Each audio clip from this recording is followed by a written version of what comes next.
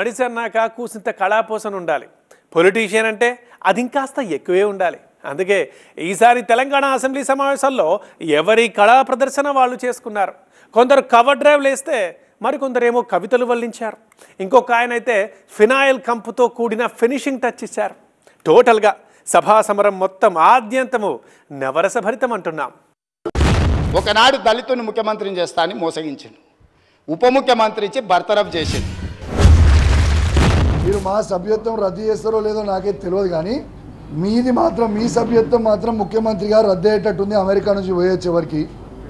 ఇది తస్మాత్ జాగ్రత్త అని చెప్తా ఉన్నాను. మీ ఖమ్మం పాము వెళ్తుందో మీ నల్గొండ పాము వెళ్తుందో జర దయచేసి చూసుకోండి. నేను మహిళల పట్ల గౌరవంగా ఉండేవాడిని, అక్కల్ని గౌరవించేవాడిని. మంత్రివర్గ సమావేశంలో కుర్చీ లేకపోతే కొండ సురేఖక్కనో సీతక్కనో వస్తే నేను లేచి కూర్చిచ్చిన ఎన్నోసార్లు ఈ అక్కలు ఉండ్రు. ఇంత అహంకారం, ఇంత కండకౌరంతో ఈరోజు ఆడబిడ్డల్ని వారిని అవమానించిన ముఖ్యమంత్రికి తప్పకుండా తెలంగాణ ఆడబిడ్డల ఉసురు తాకుతుంది. ఈ వైఖరి మార్చుకో, పద్ధతి మార్చుకో. ఐఎస్ఐ తీవ్రవాదులను ఎక్కడ పెడతారో అట్లాంటి డిటెన్షన్ సెల్లో నన్ను 16 రోజులు పెట్టింది అధ్యక్ష చెర్లపల్లిలా. నేను భయపడలే, లొంగిపోలే, నిలబడి నిటారుగా కొట్లాడిన అధ్యక్ష. మీరు జైలుకు తోలితే భయపడటోళ్ళు ఎవరు లేడు. 6 గ్యారంటీలు అఫిడవిట్లో నేను చెప్తున్నా అని అఫిడవిట్ సంతకం పెట్టారు అధ్యక్ష, బాండ్ పేపర్ మీద. మరి అధ్యక్ష ఏమైనాయి అధ్యక్ష? ఈరోజు ఎన్నికలకు ముందేమో రజనీకాంత్, ఎన్నికలు అయిపోయినాక గజనీకాంత్. అధ్యక్ష ఇంత జల్దీ మర్చిపోతారా? మా సారు మా నాయకుడు కేసీఆర్ హరిశ్చంద్రుడే. మీరు సంచులు మోసే చంద్రుడు, వాడు చంద్రుడి సంచులు మోసి జైలు పోయింది నువ్వు. మా నాయకుడు హరిశ్చంద్రుడే. అధ్యక్ష, మొత్తం మీద వీళ్ళ స్ట్రాటజీ ఏమిటంటే ఎన్నికలప్పుడు బజాయించు హామీల డంక అమలు చేయకుండా ఉండేందుకు వెతకాలే ఏదో ఒక వంక. ఇది వీళ్ళ స్ట్రాటజీ. మొన్న జరిగిన శాసనసభ ఎన్నికలలో కాళ్ళు చేతులు ఇరిసేసిండ్రు, అయినా మారకపోతే పార్లమెంట్ ఎన్నికలలో ఉరి తీసిండ్రు. గుండు సున్నా ఇచ్చినాక కూడా బుద్ధి మారకుండా ఇట్లా మాట్లాడు కరెక్ట్ కాదు అధ్యక్ష. కేసీఆర్ ఆనవాళ్ళు తుడిచేస్తామని చెప్తారు అధ్యక్ష. వీరు చెరిపేయలేని, తుడిపేయలేని, దాచేయలేని ఆనవాళ్ళు కేసీఆర్వి. కాళేశ్వరం జలసవ్వడిలో కేసీఆర్, కాకతీయ చెరువు మత్తడిలో కేసీఆర్, భగీరథ నల్లా నీళ్లలో కేసీఆర్, పాలమూరు జలధారల్లో కేసీఆర్, సీతారామ ఎత్తిపోతల్లో కేసీఆర్. అధ్యక్ష, రామాయంపేట సాంఘిక సంక్షేమ బాలికల గురుకుల పాఠశాలలో ఎలుకలు కొరికితే గాయపడ్డారంట అధ్యక్ష. దయచేసి జాగ్రత్త తీసుకోండి. ఎట్లయిపోయిందంటే హాస్టల్ ఉంటే ఎలుకలు కొరికితే బయటకు వస్తే కుక్కలు కరుస్తాయి అన్నట్టు అయిపోతుంది అధ్యక్ష. దయచేసి కొంచెం జాగ్రత్త తీసుకోమని కోరుతా ఉన్నాను అధ్యక్ష. అధ్యక్ష, ఏంది సభనా లేకపోతే ఏమైనా బస్ స్టాండ్? ఇది ఏంటా చప్పట్లేంటి అధ్యక్ష? చప్పట్లేంటి అధ్యక్ష? ఇది 5 సంవత్సరాలు నేను అక్కడే సిఎల్పి లీడర్ కూర్చున్నాను. ఒక్కరోజు అని ఇచ్చారా? నేను వెళ్ళకి వచ్చావా ఎట్లా? చూసుకోబోయి బయట కూడా తిరగని కొడుకా మేములని ఏమనుకుంటున్నారా మీరు?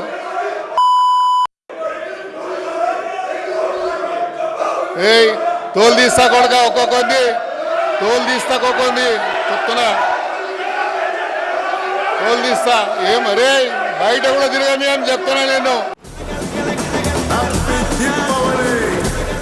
బయటేమో వర్షపు జల్లులతో కూల్ వాతావరణం, లోపల మాత్రం థర్మామీటర్లు పగిలిపోయేంత టెంపరేచర్లు. ఈసారి తెలంగాణ అసెంబ్లీ బడ్జెట్ సమావేశాలు ఊహాకందనంత రేంజ్లో ఊపేశాయి. అప్పులపై చర్చతో మొదలైన రచ్చ నానా వంకర్లు తిరిగి ఫిరాయింపుల మలుపు తీసుకొని అక్కా తమ్ముళ్ల సెంటిమెంట్లను దాటుకొని ధరణి మూసీ నదిపై చర్చ దగ్గరకొచ్చి అక్కడ శుభం కాడు పడింది. అసెంబ్లీ లోపల బయట మంచి మసాలా దట్టించి సూపర్ మచ్చి అన్న రేంజ్లో సాగింది సభా సమయం. టోటల్గా అద్భుతమైన పర్ఫార్మెన్స్లు, నాటకీయ పరిణామాల మేళవింపుతో అత్యంత కళాత్మకంగా 9 రోజుల అసెంబ్లీ సమావేశాలు డాల్బీ స్టీరియో సౌండ్లతో దడదడలాడించేశాయి. బడ్జెట్ ప్రసంగం రోజున సెంటర్ ఆఫ్ అట్రాక్షన్ ఏంటంటే లీడర్ ఆఫ్ అపోజిషన్ ప్లేస్ ను అలంకరించిన మాజీ సీఎం కేసీఆర్. అధికారం కోల్పోయిన తర్వాత ఆయన అసెంబ్లీకి రావడం ఇదే తొలిసారి. భట్టి ప్రసంగాన్నంతా ఓపిక్గా విని బయటికెళ్లి మీడియా పాయింట్ దగ్గర సీరియస్ గా 4 స్పందన మాటలు చెప్పి వెళ్లిపోయారు. బడ్జెట్ ప్రసంగం లాగా లేదు, రాజకీయ సభలలో చెప్పినట్టుంది తప్ప ఏ ఒక్క పాలసీని కూడా నిర్దిష్టంగా ఈ పనిని మేము ఎట్లా సాధిస్తాం, మా గోల్స్ ఇవి, మా టార్గెట్స్ ఇవి అనే పద్ధతి కానీ పద్దు కానీ లేదు. ఈ పేదల బడ్జెట్ కాదు, రైతుల బడ్జెట్ కాదు, యువల బడ్జెట్ విశ్లేషణలో మీకు తెలుస్తుంది. భవిష్యత్తులో బ్రహ్మాండంగా మేము దీన్నంతా కూడా చీల్చి చెంగాడబోతాం. బడ్జెట్ పై చర్చ సందర్భంగా అప్పుల రచ్చతో అసెంబ్లీ దద్దరిల్లిపోయింది. ఇచ్చిన హామీలు అమలు చేయడంలో ప్రభుత్వం విఫలమైందని మాజీ మంత్రి హరీష్ రావు విమర్శించారు. తాము చేసిన అప్పు 4 లక్షల కోట్లకు అటు ఇటునే ఉంటుందని చెప్పిన బీఆర్ఎస్ నేత హరీష్ రావు తమ అప్పుల గురించి మాట్లాడుతున్న వాళ్ళు తాము కూడబెట్టిన ఆస్తుల గురించి కూడా చెప్పాలని సూచించారు. ఎన్నో ప్రాజెక్టుల్ని కట్టి లక్షలాది ఎకరాలకు నీళ్లిచ్చామన్నారు. అయితే మీరు అమ్ముకున్న ప్రభుత్వ ఆస్తుల్ని భూముల్ని మర్చిపోయారా అంటూ కౌంటర్కు దిగారు కాంగ్రెస్ నేతలు. కేసీఆర్ అంత నిజాయితీగా పాలన చేస్తుంటే బతుకమ్మ చీరలు, కేసీఆర్ కిట్లు, గొర్రెల పంపిణీ మీద విచారణకు సిద్ధమా అంటూ నిలదీసింది కాంగ్రెస్ ప్రభుత్వం. ఎన్ని వేల కోట్ల రూపాయల భూములు అమ్మినరో ఇవాళ లెక్క తీద్దాం అధ్యక్ష. ఇవాళ అప్పుల లెక్క ఏదైతే చెప్తుండో అమ్ముకున్న లెక్కలు చెప్తలేడు. ఇవాళ మేము ఇది కట్టినాం, మేము అది కట్టినాం, ఈ కట్టడాలు చెప్తున్నాం. అమ్ముకున్న లెక్కలు కూడా తెలవాలి కదా అధ్యక్ష. అప్పులు ఆస్తుల గురించి మాట్లాడే క్రమంలో ఈరోజు మెడికల్ కాలేజీలు కానీ, నర్సింగ్ కాలేజీలు కానీ, మీరు కూర్చుంటున్న సచివాలయం కానీ, అప్పుడప్పుడు మీరు రివ్యూకు పోతున్నటువంటి పోలీస్ కమాండ్ కంట్రోల్ రూమ్ కానీ, అదేవిధంగా గురుకులాలు కానీ, ఇట్లా రైతు వేదికలు కానీ, ఎన్నో ప్రగతి భవన్ కానీ, ఇవాళ మా బట్టెన్ ఉంటున్న ప్రగతి భవన్ కానీ, ఇట్లా ఎన్నో ఆస్తుల కల్పన కూడా చేశాం. సందర్భంగా ఎంఐఎం నేత అక్బరుద్దీన్ పై రేవంత్ చేసిన వ్యాఖ్యలు ఆసక్తికరంగా మారాయి. ఓవైసీ కాంగ్రెస్ తరఫున కొడంగల్ నుంచి పోటీ చేస్తే గెలిపించే బాధ్యత తానే తీసుకుంటానని, డిప్యూటీ సీఎం సీట్ ఇస్తానని ఆఫర్ ఇచ్చారు రేవంత్ రెడ్డి. मेरा दोस्त मेरा पार्टी के बी फॉर्म ले लिए तो पूरा मेरा ही जिम्मेदार, आने का भी जरूरी नहीं है. कोडंगल में उनको जिता के लेकर आके वहाँ बिठाऊंगा. भाई को हम डिप्टी सीएम बना लेके यहाँ पर बिठा के अच्छा जो बजट सैंक्शन है उन्हीं से बजट सैंक्शन. అదే రోజు అసెంబ్లీలో వికారాబాద్ జిల్లా కాంగ్రెస్ బీఆర్ఎస్ ఎమ్మెల్యేల మధ్య మాటల యుద్ధం మరో రేంజ్లోకి మారింది. వికారాబాద్ జిల్లా అభివృద్ధిపై చర్చ సందర్భంగా పరిగి కాంగ్రెస్ ఎమ్మెల్యే రామ్మోహన్ రెడ్డి, మాజీ మంత్రి సవితా ఇంద్రారెడ్డి మధ్య ఫైట్ నడిచింది. సడన్ గా రామ్మోహన్ రెడ్డి అసెంబ్లీలో తొడగొట్టడం కాకరేపింది. బీఆర్ఎస్ కు సంబంధించినటువంటి ఎమ్మెల్యేలను కోరుతున్న అధ్యక్ష, ప్రభుత్వానికి సహకరించండి, కానీ ప్రభుత్వాన్ని పడగొడతామంటే తొడగొట్టడానికి మేము సిద్ధంగా ఉన్నామన్న విషయాన్ని కూడా తెలియజేస్తున్నాం అధ్యక్ష. ఎక్కడ కూడా వెనుకకు పోయేది లేదు. అసెంబ్లీ బడ్జెట్ సమావేశాల్లో సోమవారం మరో బిగ్ డే. విద్యుత్ అంశంపై జరిగిన చర్చలో సభ్యుల మధ్య షార్ట్ సర్క్యూట్ అయినంత పనైంది. టీఆర్ఎస్ తరఫున మాట్లాడిన మాజీ మంత్రి జగదీష్ రెడ్డికి, మంత్రి కోమటిరెడ్డి వెంకటరెడ్డికి మధ్య సవాళ్లు ప్రతి సవాళ్లతో నల్లగొండ రివెంజ్ స్టోరీ రీసౌండ్ ఇచ్చింది. హత్య కేసులున్న జగదీష్ రెడ్డికి తనకు అసలు పోలికే లేదన్నారు పెదకోమటిరెడ్డి.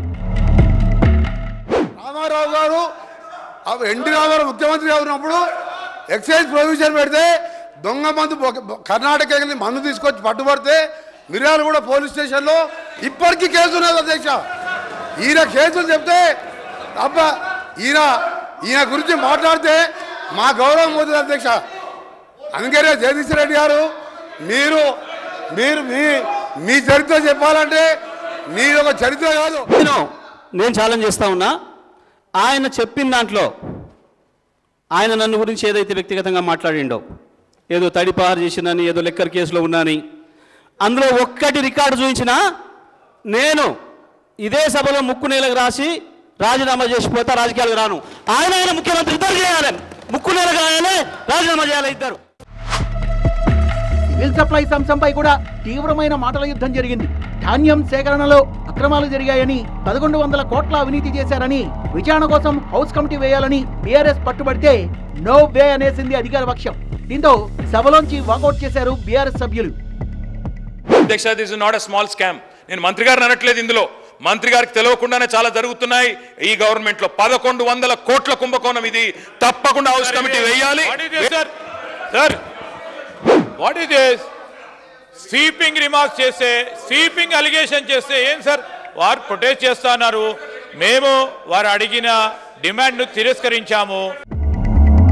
విద్యుత్ ఒప్పందాలపై విచారణ కమిషన్ ఏర్పాటు విషయంలో సైతం మంటలు చెలరేగాయి. జైలు జీవితాలు, వాటి జ్ఞాపకాల చుట్టూ సాగిన చర్చ శృతిమించినట్టు అనిపించింది. అసెంబ్లీలో చర్చకు కేసీఆర్ రాకపోవడంపై కూడా రేవంత్, జగదీష్ రెడ్డి మధ్య తీవ్ర స్థాయిలో కామెంట్లు నడిచాయి. దళితుడు స్పీకర్ గా ఉన్నందుకే కేసీఆర్ సభకు రావట్లేదన్న రేవంత్ మాటలు మంటలు పుట్టించాయి. మీరు అక్కడ కూర్చుంటే అక్కడ కింద కూర్చోవాల్సి వస్తుందని మీ ముందల కింద కూర్చోకూడదు అని ఇవాళ సభకు వస్తలేడు అధ్యక్ష. సబితక్కనే చూసి వణికిపోతున్న ఈ పనికిమాలినోళ్ళు ఈ లిల్లిపుట్లు కేసీఆర్ రావాలి, కేసీఆర్ లేరు. ఏమిటికి మీ ముఖానికి కేసీఆర్? సబితక్కకు 2 నిమిషాలు సమయం ఇవ్వడానికి వణికిపోతున్న మీకు కేసీఆర్ దేనికి రా? ఇలా ఉంటే సభా సమయం విషయంలో కేసీఆర్ రికార్డ్ ని బ్రేక్ చేసింది రేవంత్ రెడ్డి ప్రభుత్వం. 5వ రోజున సోమవారం సమావేశం సుదీర్ఘంగా సాగింది. ఉదయం మొదలైన సభ మరుసటి రోజు తెల్లవారుజాము వరకు కొనసాగింది. ఏకబిగిన 17 గంటలకు పైగా శాసనసభ జరిగింది. 19 పద్దులపై సభలో సభ్యులు లేవనెత్తిన ప్రశ్నలపై 5 మంత్రులు తమ సమాధానాలు ఇచ్చారు. గతంలో కేసీఆర్ సర్కార్ 12 గంటల పాటు సభను సుదీర్ఘంగా నడపగా రేవంత్ రెడ్డి ప్రభుత్వం ఆ రికార్డును బ్రేక్ చేసింది. చీల్చి చెండాడుతా అంటూ సభ మొదటి రోజున కేసీఆర్ చేసిన కామెంట్ కు స్ట్రాంగ్ అండ్ సెటైరికల్ కౌంటర్ ఇచ్చారు సీఎం రేవంత్ రెడ్డి. సరే పెద్దలు వారు రాలేదు, వారి అనుభవంతో మాకేమైనా సూచనలు ఇస్తారని ఎదురు చూసిన. చీల్చి చెండాడుతా అంటే ఎందుకైనా మంచిదని బుల్లెట్ ప్రూఫ్ జాకెట్ కూడా తోడుకొని వచ్చినాం అధ్యక్ష. రైతు బాంధవుడిగా, అభివృద్ధి కాముకుడిగా, సంక్షేమ సారథిగా, తెలంగాణ జాతిపితగా పేరుగాంచిన కేసీఆర్ ఆనవాళ్లను ఎవ్వరూ చెరిపేయలేరంటూ కేటీఆర్ చెప్పిన కవిత రేవంత్ సర్కార్ని గుచ్చుకుందో లేదో గానీ గులాబీ శ్రేణుల్ని మాత్రం మురిపించింది. కేసీఆర్ ఆనవాళ్ళు తుడిచేస్తామని చెప్తారు అధ్యక్ష. చెరిపేయలేని, తుడిపేయలేని, దాచేయలేని ఆనవాళ్ళు కేసీఆర్వి. కాళేశ్వరం జలసబడిలో కేసీఆర్, కాకతీయ చెరువు మత్తడిలో కేసీఆర్, భగీరథ నల్లా నీళ్లలో కేసీఆర్, పాలమూరు జలధారల్లో కేసీఆర్, సీతారామ ఎత్తిపోతల్లో కేసీఆర్, ప్రపంచంలోనే అతి పెద్దదైన అంబేద్కర్ విగ్రహ మెరుపుల్లో కేసీఆర్, అమర దీపం ఆశయాల్లో కేసీఆర్. హాట్ కామెంట్లు, గుండెలు కరిగే సిస్టర్ సెంటిమెంట్లు, బ్రేక్ అయిన పాత రికార్డులు, మధ్యలో మార్షల్స్ వారి యాక్షన్ సీన్లు. అబ్బో, ఇలా బోలెడన్ని కమర్షియల్ ఎలిమెంట్లతో రసవత్తరంగా సాగింది తెలంగాణ అసెంబ్లీ బడ్జెట్ సమావేశం. కానీ ఆ 8 రోజుల సినిమా మొత్తాన్ని 9వ రోజు క్లైమాక్స్ పార్టీ డామినేట్ చేసిందా? అంత గొప్పగా ఏముందట ఆ చివరాఖరి ఎపిసోడ్లో?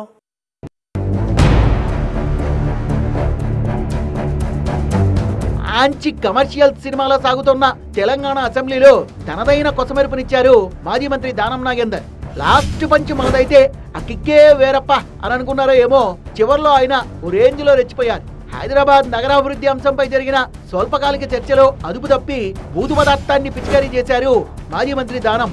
తీవ్ర నిరసనల మధ్య ఐఎమ్ సారీ అంటూ సర్దుకున్నారు కూడా. బయట కూడా తిరగని కొడుకా మేమని ఏమనుకుంటున్నారా మీరు?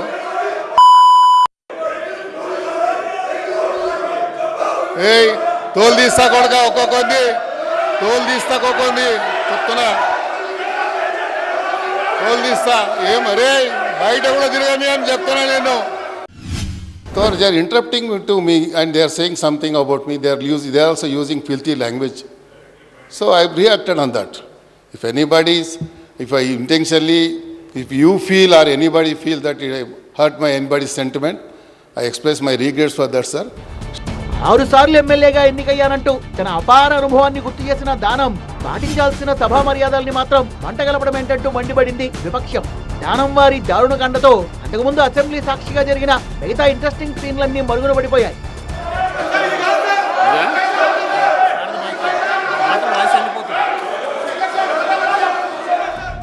చేవెళ్ల చెల్లెమ్మగా పేరున్న సవితా ఇంద్రారెడ్డిని ఉద్దేశించి రేవంత్ చేసిన వ్యాఖ్యలు సభలో పెద్ద దుమారాన్నే రేపాయి. తనకున్న అక్కల్ని నమ్ముకుంటే బతుకు బస్టాండే అన్నప్పుడు బీఆర్ఎస్ నుంచి తీవ్ర నిరసన వ్యక్తమైంది.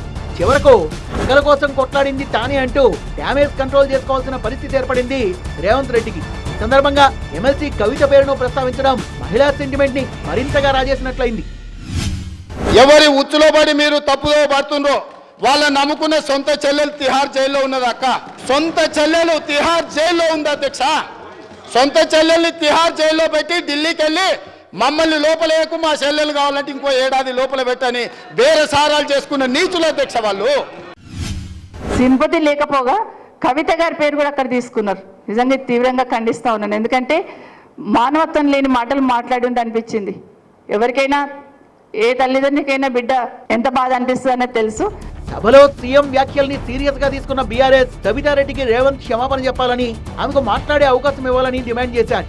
అసెంబ్లీలో సీఎం ఛాంబర్ దగ్గర ఆందోళన చేపట్టిన బీఆర్ఎస్ సభ్యులు నేలపై కూర్చొని ధర్నా చేశారు. దీంతో మార్షల్ సీన్ లోకి వచ్చి కేటీఆర్ సహా బీఆర్ఎస్ ఎమ్మెల్యేని బయటకు తీసుకెళ్లారు. తర్వాత వ్యాన్లలో ఎక్కించి తెలంగాణ భవన్ వైపుగా తీసుకెళ్లారు పోలీసులు.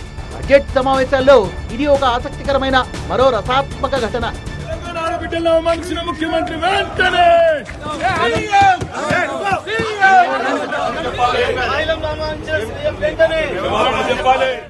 మూసీ ప్రక్షాళన అంశం సభను అట్టుడికేలా చేసింది. అంచనా వ్యయాన్ని అంతంతలా పెంచారెందుకనేది విపక్షం ప్రశ్న.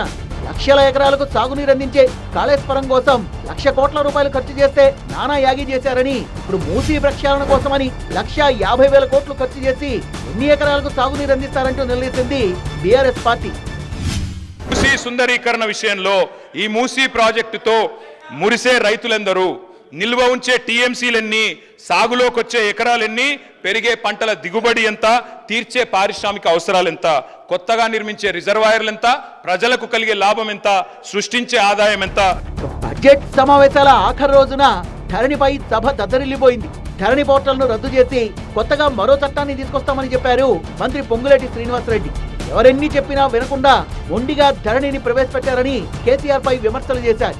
అని అందరితో చర్చించాకే ధరణి చట్టాన్ని తీసుకొచ్చామని, భూమికి సంబంధించిన అన్ని అధికారాలు రైతులకే ఇచ్చామని సమర్థించుకుంది బీఆర్ఎస్. సోషల్ మీడియా ట్రోలింగ్లపై కూడా సభలో సీరియస్ గా చర్చ జరిగింది. ఒక స్థాయి వరకు మాత్రమే భావ ప్రకటన స్వేచ్ఛను భరించగలమని, మహిళల్ని కూడా కించపరిచేలా వీడియోలు మార్పింగ్ చేసే ట్రోలర్లకు తోలు వల్చాల్సిందే అని హెచ్చరించింది ప్రభుత్వం. సభ లోపల సీక్రెట్ గా వీడియోలు తీసి నెట్ లో వైరల్ చేస్తున్నారని విపక్షాన్ని నిలదీసింది కూడా.